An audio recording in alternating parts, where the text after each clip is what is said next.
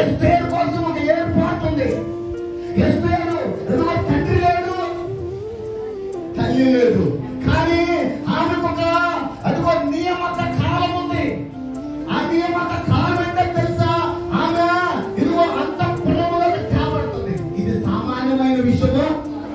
ఒక మామూలుగా ఉన్న రీతిలో ఒక ఎస్తేరుగా పిలువబడుతున్న ఆమెలో తల్లిదండ్రులు లేని స్థితిలో దేవుడు ఏం చేస్తాడంట? నియమక కాలం ఒకటి పెట్టాడు. ఆమె ఇదిగో మరి రాజు తీసుకున్నట్లుగా, రాజుకుడు కోరుకున్నట్లుగా, రాజు ప్రేమించినట్లుగా, రాజు ఆలోచన ఎరిగినట్లుగా ఆమె నిలబడినట్లుగా కనబడుతుంది. దేవునికి స్తోత్రం. ఈ రోజున ఒక నియమక కాలం ఉంది. నీకోసం ఒక ఉన్నత స్థానం ఉంది, నీకోసం ఉన్నత హోదా ఉంది, నీకోసం ఉన్నతమైన కుటుంబం ఉంది, నీకోసం ఉన్నతమైన స్థానంలో ఉంచుతాడు.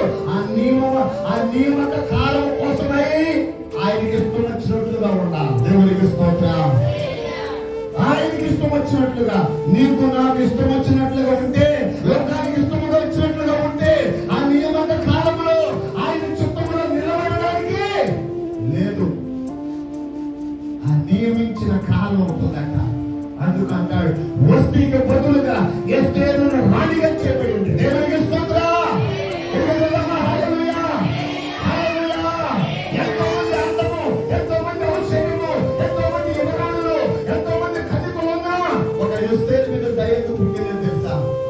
దేవుని యొక్క నియమంలో ఉంది.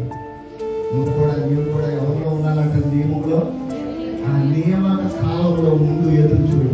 అద్భుతం చేస్తాడు దేవుడు. ఆశ్చర్యకాలం చేస్తాడు.